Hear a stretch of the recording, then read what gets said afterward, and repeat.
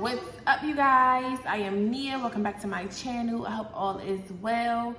Y'all, I just wanted to talk to y'all today because this is something that I actually mentioned in another one of my videos, and it's about how God disciplines us, and why we have the hardships we have in life. And just because you go through things doesn't mean that God is no longer for you. Just because he's silent in certain seasons, or you perceive him to be silent because he's not moving at the beat of your drum, doesn't mean that he has left you or that he has forsaken you. And just because life is hard for you doesn't mean that God is still not with you and that there's still not favor on your life. So it's interesting how he brought me across. The other day I was looking for something else, and then I stumbled across Hebrews chapter 12, but it's Hebrews, I'm gonna put it up on the screen, of course, but it's Hebrews chapter 12, verses 4 through 13. So I'm gonna read it because it's talking about how God disciplines his children. This is what I always tell y'all, like, we're his children, and when you start to receive God as like a father, as like you would perceive your earthly father and your earthly mother, who they only want what's best for you, and just because, well, most times they want what's best for you, and sometimes, hey, Ari, shh.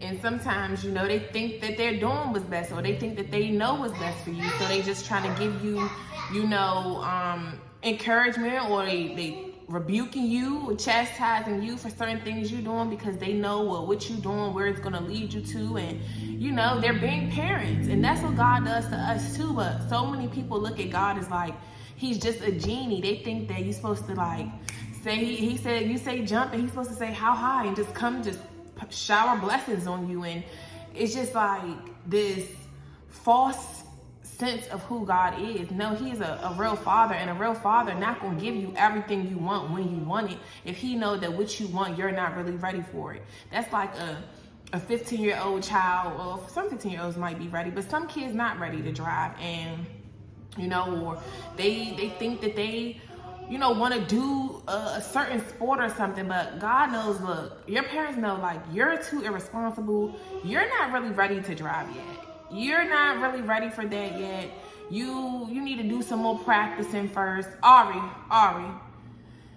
Your parents will be like, you're not ready for that. Even though your other brother or your other sibling might have been able to start driving at 15 because they were more responsible. They may have been the first child, and as the first child, you normally have a lot of responsibility early on, especially if you raised up with single parents or whatnot. You'll have more responsibility because as a single parent, you require more out of your kids because you need them to step up and make sure they've been responsible. You've given them certain rules and regulations to follow while you're away, and you got to protect them, but you also got to get out here and fend for them and feed them. So you need them to, they become more responsible than the younger children might be as they grow older, because things might get better, and now they're more pacified, and now they're, it's just different things come with different generations. So what you did at 16 or at 15, this one might not be ready for that, just like with my niece. Her parents, even at 12 years old, they won't let her stay in the house by herself, and meanwhile, we was in the house with it. Like, we know what to do and what not to do. Like, even my 7-year-old, she's real responsible, like, but other kids at 7 years old isn't as responsible as she is. Like, her friend she'll get on the wrong bus and all of that stuff. When we was living at the shelter, she'll come home when she was supposed to go to the daycare, and then I'll have to get her. But my daughter, her teacher knew that she was responsible because she's like, whatever my daughter told her teacher for where she was supposed to go after school today, her teacher always listened to her because she always was. My daughter is responsible. She knows that Ceylani knows what she's supposed to do. Like, I don't have to email her every day. I send a message through Ceylani, and she know that this is what it is, because my daughter is very responsible. Like, she's so responsible. It's so cute, and it's just, she reminds me so much of me, honestly. But some kids is better at things than other kids. And this is how God feels about us. That's why he knows what you're ready for, when you're ready for. He knows So without further ado, let me start reading. So, I'm going to be reading from the NIV version, just because it's a little easier to read, because y'all know KJV be having too much going on here with the lingo sometimes. So it says, in your struggle against sin, you have not yet resisted to the point of shedding your blood. And you have completely forgotten this word of encouragement that addresses you as the Father addresses his Son. It says, my son, do not make light of the Lord's discipline, and do not lose heart when he rebukes you, because the Lord disciplines the ones he loves, and he chastens everyone he accepts as his son. So just from that part alone, like he said, don't turn your heart away from me. Don't begin to hate me just because I'm trying to correct you and I'm trying to lead you the right way, and you think that I'm being mean and being hard. You know how you do as parents, like even especially with siblings, because I know one of my exes, he was like that. His younger brother, which was he's 5 years younger than him, and his little brother want to get in the streets and he want to get involved in it, and him as the big brother, he's like, bruh, no, like you don't even know what really come with that. You don't want to be dipping in, you don't want to get involved in that lifestyle because you don't know what really come with that, but he feel like, oh, you being mean, oh, you just doing this, you think you my daddy, you this, that, and that. The whole time he loved you, so he want to protect you from that. Any older sibling or a father, because even that's a situation too, a father, no real father will want his child in the streets or doing anything where he might end him up dead or in jail and in a misery state of mind. He would not want that for you. And that's the same with God. Like, just because he rebuke you, just because he tell you, look, no, don't do that, that's not good for you to do, that's not cool, I don't like that. Just because he does that doesn't mean that he hates you. That's what a person that loves you, they want the best for you. They're going to get you out your own way. They don't want you doing things that's going to lead to your demise. They don't want you doing that. They don't want you self-destructing and self-sabotaging yourself before you even get a chance to understand what the world is really about. They don't want you doing that. So yeah, it says, and he chastens everyone he accepts as his son. Like, if he accepts you as his son or his daughter, understand that you're going to get reprimanded.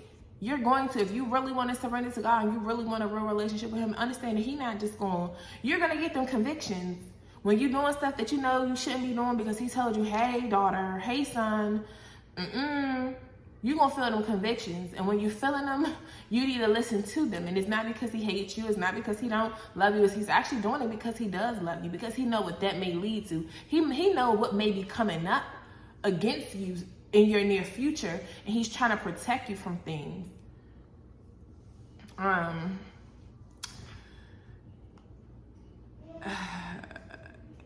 Like, I'm going to tell y'all this example. When I was back at the shelter, and y'all know, if y'all was watching my videos back then, I told you how my mom called CPS on me, and when CPS came, they made me do a drug test because she told them that I was smoking and all of this and all of that. So what if I really was smoking during that time?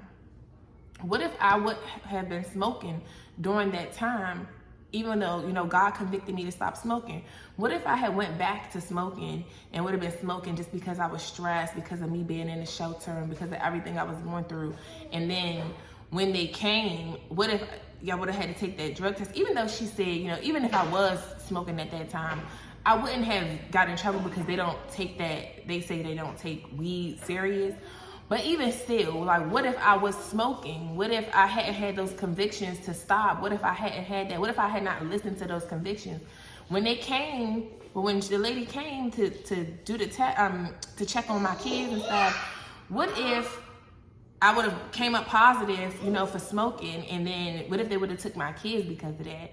You know what I'm saying? So sometimes he's trying to prepare you because he knows what's to come in your future. You don't know what's coming, but he knows. So he's trying to get you right and get you in position so that when that challenge comes, when that obstacle that the devil is throwing in your path, when it comes, you can beat it, you can overcome it because you listened to your father. You received his instruction and you followed it. You obeyed his command. And you obeying his command is going to save you in the end. This is why it's important to listen to wise counsel. You're supposed to listen to wise counsel, especially from your parents, because your parents trying to save you. You know how many times we done been in relationships or, had friends around, your parents be like, that person not your friend. And you're like, oh, nah, mom, whatever. You're just being mean. Or you're just bored. Or you don't have no friends. Or you don't want me to have no friends. And you know how even like the girls these days and the guys these days, they'll tell you, oh, you don't got nobody. You single, so you want everybody single with you, or this, that, and that. Meanwhile, you just trying to give them some wise counsel. And then when it hit the fan, now they coming back running to you. Oh, I should have listened to you. Oh, I should have never did this. When you in relationships with some of these people and you trying to be like, babe, look, I don't think you should do that. Or, babe, I think you should watch that person. And they like, nah, this been my man since, nah. Oh, I know this and I know. All right, say less. Say less, go ahead. And then it hit the fan and then you come back and be like, you was right. And then you wish you would have listened. I wasn't trying to be controlling. I wasn't trying to be your mama. I wasn't trying to be your daddy, because it goes both ways. The guys will tell us stuff as women sometimes too, and we be like, no, you just trying to be controlling. You just want to control what I wear. You just want to control what I do, where I go. And same with your parents. You just don't want me to have no fun. Meanwhile, they know what it's about. They've been there. They've been there, done that. They know what's to come in those environments. They know what's up with that. So they just trying to put you on game to something so you won't have to go through that destruction. You don't have to go through that misery. They trying to protect you, but you see it as them being hard on you or being mean and controlling or whatever you think. Meanwhile, it's love that they have for you. That's how you know a person that loves you, because they don't want you to go through certain things. They don't want you to do that. So let's keep reading. So it says, endure hardship as discipline. God is treating you as his children. For what children are not disciplined by their father? If you are not disciplined, and everyone undergoes discipline, then you are not legitimate, not true sons and daughters at all. So if you're not disciplined, everyone goes through discipline. Even this little one, she gets disciplined. She don't like it, but it is what it is, because you my daughter, period. Y'all don't know nothing. You need to listen to what I'm telling you, because I only want the best for you. Just like them, she the main one. She don't want to listen. Then when she fall and hurt her little butt, she wish she would have listened. She won't come crying to me. But I told you not to do that. I told you what's going to happen. So it says, moreover, we have all had human fathers who disciplined us as we respected them for it. How much more should we submit to the fathers of spirits and live? They disciplined us for a little while as they thought best, but God disciplines us for our good, in order that we may share in his holiness. No discipline seems pleasant at the time, but painful. No discipline seems pleasant at the time, but painful. Later on, however, it produces a harvest of righteousness and peace for those who have been trained by it. Therefore, strengthen your feeble arms and weak knees. Make level paths for your feet, so that the lame may not be disabled, but rather healed. So, yeah, you know how just like when we was growing up, like when your parents is getting on you and you be like, oh, they was being mean, but now you understand what mommy and daddy was saying. So just like when, growing up, you ain't understand what they were saying then, but as you get older, you be like, oh, now I see what my mama was saying. Now I see what my daddy was saying. You get it now. You're going to appreciate it later. It says, no discipline seems pleasant at the time, but painful. It hurt to hear that. It hurt for you to tell me no. It hurt for you to not let me do this. It hurt for you to say those things. But later on, it produces a harvest of righteousness and peace for those who have been trained by it. You appreciate that wisdom. You appreciate that advice. You appreciate the no, because it saved you. Look how many kids, their parents be telling them, no, you can't go to that function. And the next day you find out it was a shootout at the function. You find out it was a fight and this and that. And you be like, I'm glad my mama told me I couldn't go. She saved me. She might have felt something in her spirit that, nah, you can't go to this one. You want to sit this function out. You can't go to this one. And that's how God does too. Sometimes we think when he's telling us no, or he don't want us, or he's trying to rip you away from a person, a place, or a thing, you thinking that he wants he don't love you, and you thinking that he just want to hurt you and make you suffer. You think he bullying you. I know that's how I was going. I'm like, you're bullying me. You're bullying me. That's not fair. You know, why do I not get to do this? And why does this and why is that? But as time has went on, I understand the lessons and everything that he stripped away from me. I understand why everything had to happen the way it had to happen. I understand why I had to move here. I understand why I had to lose things. I understand it all now. It was to reveal things to me about the same people who I wanted to bring with me. You know what I'm saying? And so you have to understand that God ain't doing stuff just to be doing it. There's strategy in everything that he does, and it's ultimately to help you. It's not to harm you. For I know the plans I have for you, says the Lord, plans to give you a hope in a future, not to harm you. I might be saying it in the wrong order, but I'm gonna put the scripture up there. That's my favorite one, because on this journey, that's what I had to stick to. That's what I had to remember in my head when I'm going from place to place. When I'm like, why would you move me to Houston, then want to move me to Dallas? Like, what is really going on? Why are you taking me? Why did you bring me to a new land to make me homeless? Why did you do that? Why would you want such a thing from me? Like, you got everybody laughing at me. You got my family talking crap about me. You got me, you making me and you look foolish, because I'm telling them that I'm doing this in your name, and you behind this whole move, and then now I'm homeless. They looking like, why would they want to believe in you? You making people not want to believe in you, God, because what you're doing through me, you're making them not want to believe in you. When I tell you I went through all of these motions, bro, I went through all of these motions, and I still have my periods where I'm like, what is up? I'm like, dang, like, what am I doing wrong? Like, what am I doing wrong? But ultimately, he know what he doing for you, and he like, it don't trust you me. As long as my name is on the line for your little tail, you gonna be good. Trust you me, because what I'm doing through you is to show you something, and to show them same ones who spoke those words against me and against you, little girl. So, cause I told y'all, God look at us as we are little girls and little boys to him. He don't care how old you are. I don't care if you're 80 years old. I don't care if you're 100 years old. You are still little girl, little boy to him. And you never not gonna need instruction from your father. 100-year-old people still need instruction from the Lord. My grandma died last year at 104, still going to the church house every Sunday to get that instruction.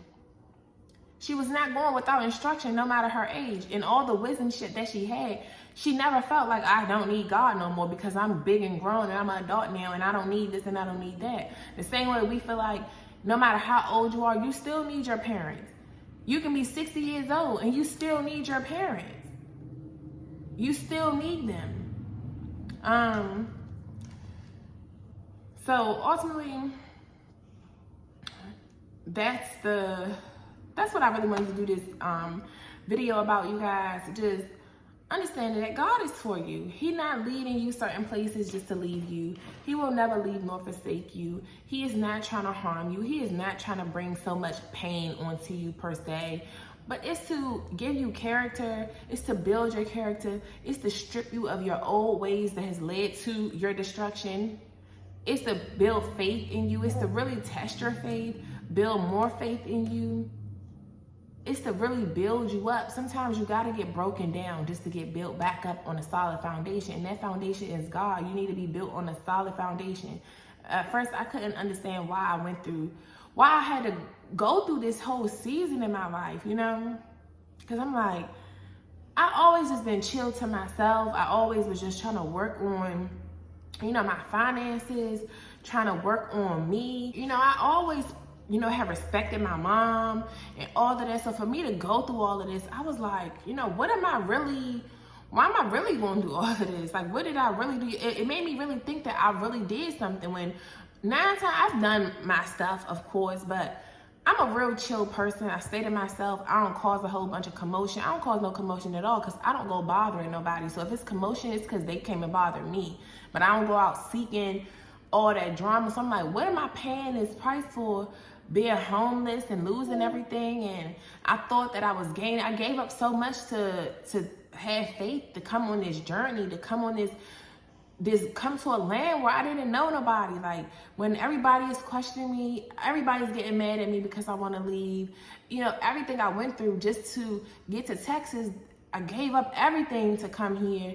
And then I come here, and then I'm homeless. And then when I get a place, dang, you still didn't even provide the income that I wanted to maintain the place. You know, but I didn't understand that I was literally in the wilderness season. That's why I say I'm literally living out this Bible, because I'm literally living this thing out. I'm literally going through what the Israelites went through. You take me here, let me stay there for a while. Just like they went from Ramses to Succoth. And I remember when I was going from place to place, when we had first got to Dallas, I rented the U-Haul from Houston, drove to Dallas, and I opened my Bible, because I was like, what am I doing? Am I really supposed to be here in Dallas? You know I'm supposed to, because I got the confirmation. Like, God gonna always send you a confirmation. I got the confirmation that I needed to be in Dallas, because he'll send them. I'm never gonna forget that day Chantel, which is a prophet, she do prophetic words. That one day, imagine, she ain't wore that Dallas shirt since. She have not wore that Dallas shirt since. But it was interesting how she wore that Dallas shirt right when I was needing confirmation if I was supposed to be moving to Dallas. But the further confirmation was when I just opened the book. I just opened my Bible. That day, I had just opened my Bible while I was in a hotel. And, you know, I'm packing up. It's almost checkout time. I'm like, I don't know where we going. I'm telling my daughter, like, I don't know where we going, but we girl just find another hotel to go to. Like, I don't know, but I opened the Bible, and then it was talking about when they was going from Ramses to Succoth or something like this. So I look at the map, like, I'm like, okay, maybe this is what I'm supposed to be doing. Like, I'm literally living this thing out. Like, what they doing? They going from here to there to there. You know, but during the time, I'm like, man, why is this my life? But just yesterday, just some things like about my spending. I wouldn't say I was a bad spender, because I'm the type of person who would rather save more of my money than spend it. But I used to spend frivolously on my kids. Like, now, going through this season, I realized I waste a lot of money on my children just because I want them to have, you know, cute things and stuff that they really don't need right now. So it's taught me to really manage my needs versus wants for my kids. Because for me, I know how to do it. I'd be like, I don't need this. Like, I've been working on that over the past couple years. Like, I've been doing it, but for my kids, I'm like, no, I want my kids to have everything.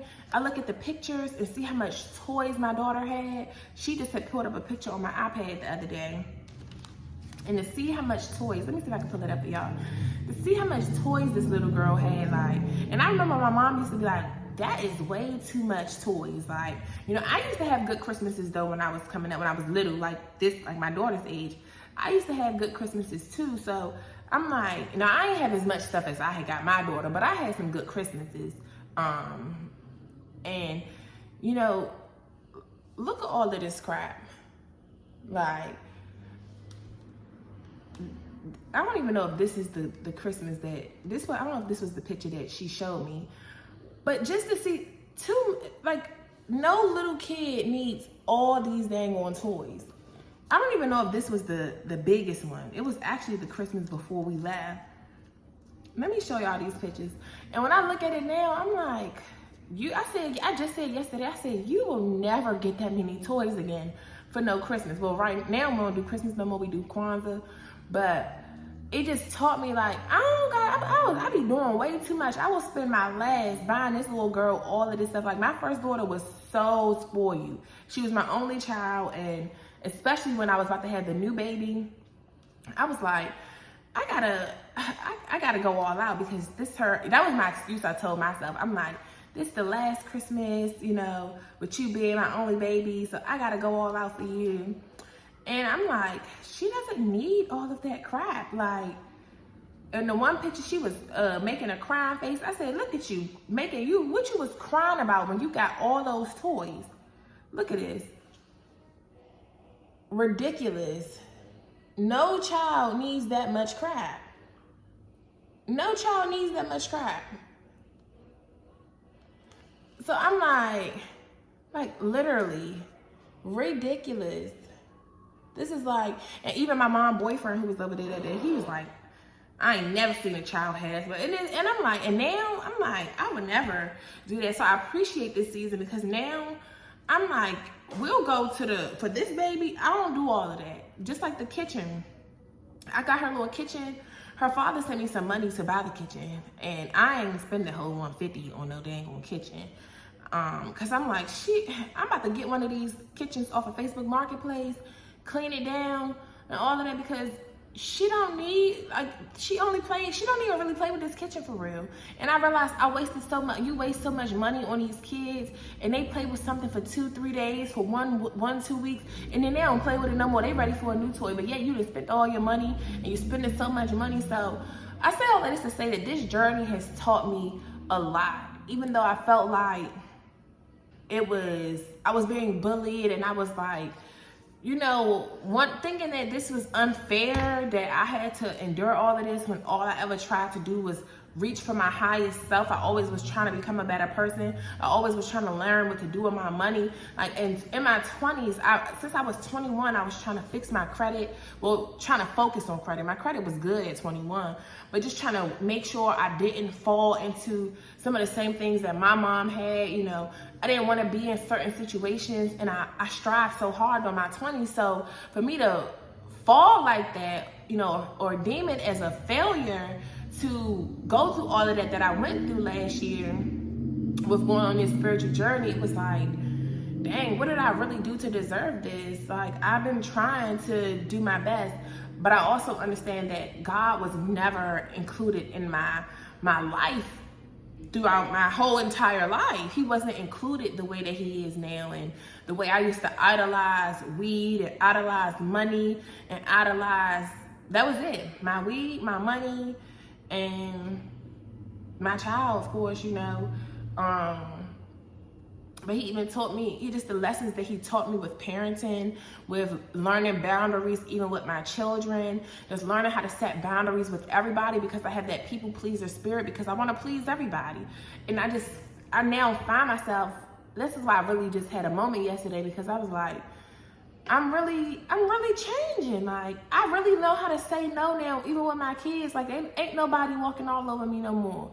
I said what I said. You gonna do what I said. I said no. And that's what I mean. I'm not gonna let you pester me and no, I said no. No. And it feels so good now to have those boundaries. When I tell somebody no, that's what I mean. I don't even care if it's my kids. I don't care who you are. I don't care how much I love you. If I don't want to do it, I'm not doing it. And you're not going to make me feel bad for not wanting to do it, because I said no. So it was a lot that I had to learn on this journey, even though I thought it was God being mean to me. And, you know, why you trying to humble me? You know, I never was, I've always been that meek type of person, in the sense of not thinking that I'm better than other people because of what I have, because of what I did. Now, we used to talk some mess to my ex. But it wasn't even in the sense of thinking I was better than him, because I would have never dealt with you if I necessarily thought I was better than you. I always wanted to build with my person, so it was never like I'm thinking I'm better than you. But when you coming around acting like you want to use me for certain stuff, or acting like you don't want to do more, and I'm trying to do more, it do start to make me look at you differently. Because it's like, I'm putting in all of this work to try to do this and do that, and you're not. So it's now I'm looking at you like, you can't sit with me. Like, you're not on my level. That's how I just be feeling on a mental state. Like, you're not trying to grow with me in the way that I'm trying to grow. You're not trying to grow. So it's not that I'm better than you. I'm just not on what you want. We're not on the same page, and you just got to move around, or I got to move around. But I've always been a chill person. Like, I'm not pressed to fit in with folk. So I didn't understand why I was going through what I was going through. But I know that now, it was to teach me lessons about who I am. It was to show me who I am, show me why I am the way I am, begin to heal and work on that anger, and, you know, just really work on myself. And now I'm not so angry like that. I'm not angry at all. And now I don't have the anxiety that I once used to have, which would make me run to the weed for everything. And just, I'm dealing with things now that has been exposed, that God has exposed to me, and I'm dealing with it on a soul level and letting God get me through it versus running to food. And well, I still do run to my food, because this morning I was having a little situation to myself. Like, I don't know, sometimes it just come over me. I just feel like I'm not doing enough sometimes. And that's still stuff that God is working on me with feeling like I'm not doing enough and I'm not producing. I really have a problem with that, because I'm like, I've worked so hard on myself. So for me not to be where I want to be right now, it just be making me mad sometimes when I think about certain things. And then I go eat, and I just made me some pancakes and all that stuff, knowing that I'm trying to do better with my eating. But, you know, so it's just still a work in progress. But I should say all this to say, y'all, that it ain't to hurt you. God ain't taking you through certain things to hurt you. It's to teach you things. It's to teach you how to properly cope. It's to teach you how to rely on him and stop relying on the food, the weed, and all of that stuff. Like, it ain't easy. It's not easy at all, but it's definitely well worth it. You appreciate it in the end, because I was just saying, like, I'll have my little moments, of course, sometimes, but then I get it together and I be like, look at everything you learned now. Like, you really are becoming the better version of yourself that you wanted to become, because God is teaching you. It is through the chastising that he has done to you.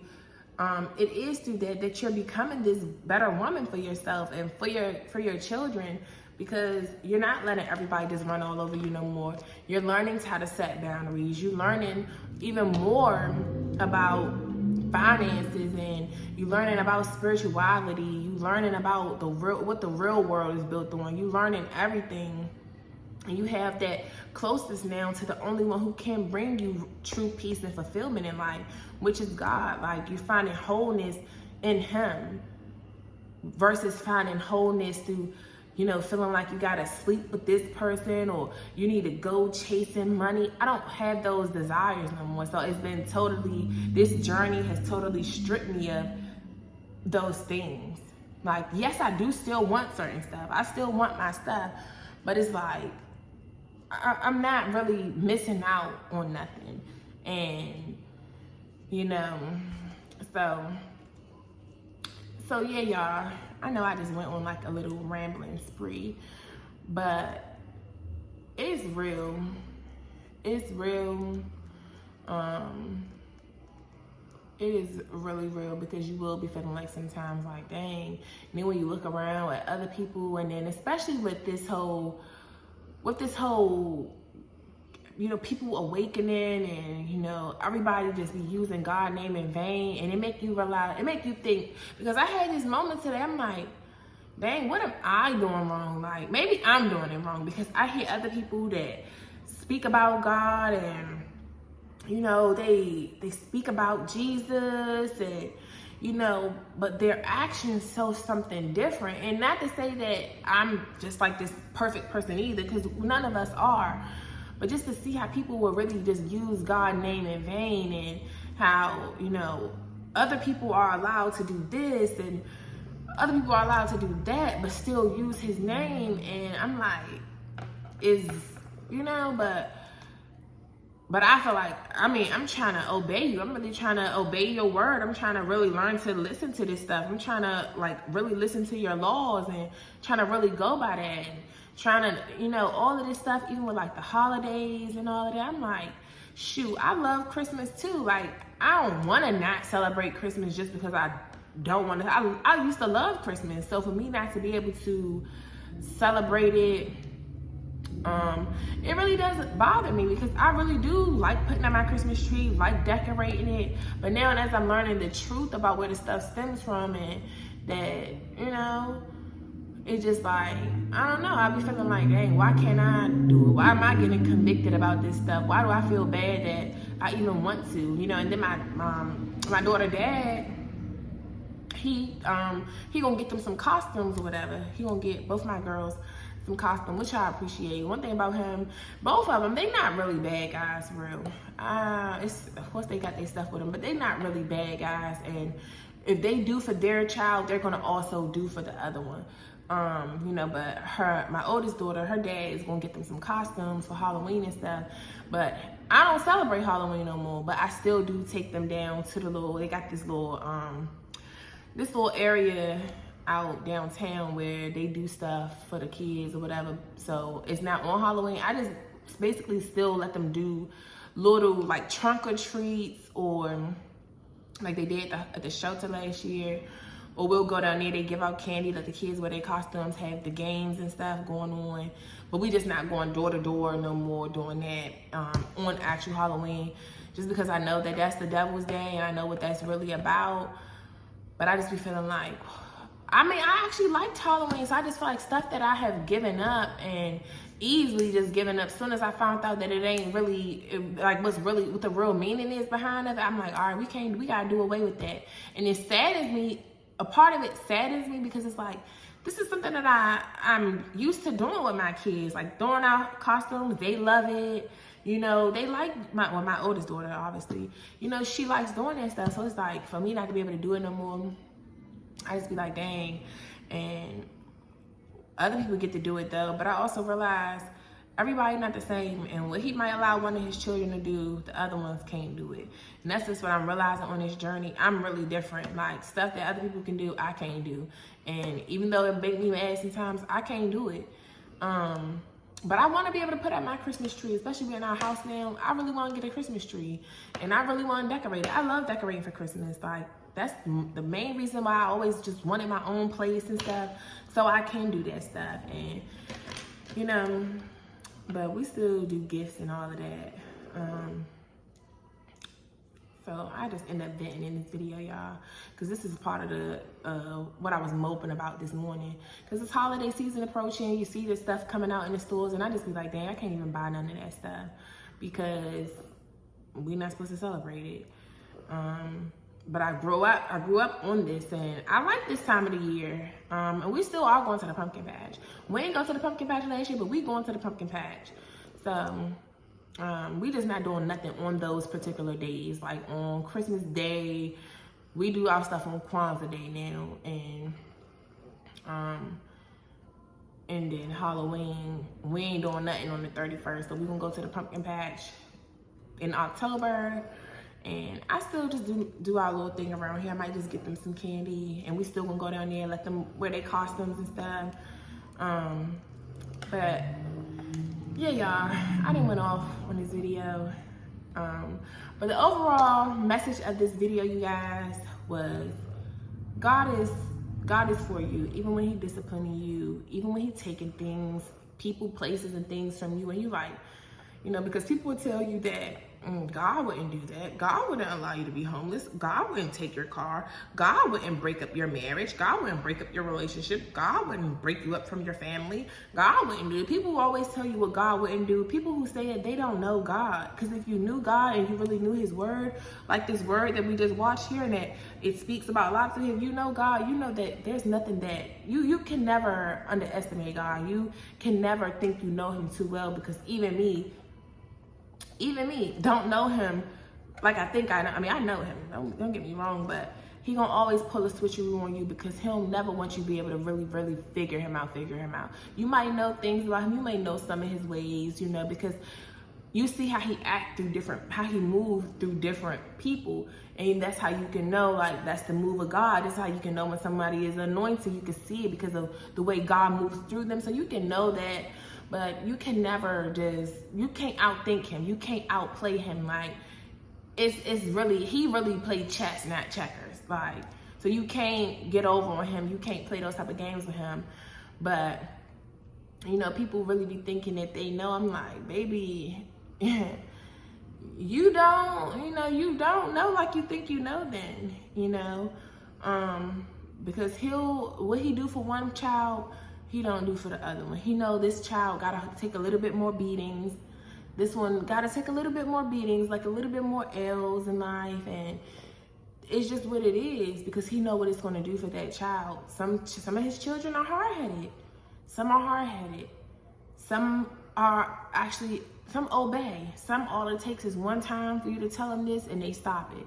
Some kids, this is how it is with our children. Some of your kids, they just listen, you know, and especially if you've been in a narcissistic family dynamic, you know, 9 times out of 10, the scapegoat, the black sheep, they might be what will be deemed as the rebellious child. Even though they may not be bad children, they might just not go with the flow of what everybody else is going with the flow of in the family. When the rest of the family sell nothing but lies, dreams, and deception, the scapegoat, the black sheep, is the one to be like, that's not true. Like, that's not the truth, mom. That's not the truth, dad. And that'll end up making them despise that child because they're the one that's different. They do things different, you know? So that's kind of how it is with God, you know. God, some children are not obeying until they get a couple beatings. Some children will listen off the rip, you know? So different things for different folks. But y'all, I'm gonna leave this video here because I done made it longer than I wanted to make it. But just know that God is with you. He ain't left you, he ain't leaving you. As long as you keep on trying, as long as you listen to those convictions that he's giving you when he is beating you behind, when you learn the lesson in it and change your ways, you won't have to keep getting them same beatings. He literally like a child, like a father, literally. Sorry for this snoring this baby doing, y'all, but I'll see y'all in the next video. I'm gonna go lay her down, so deuces.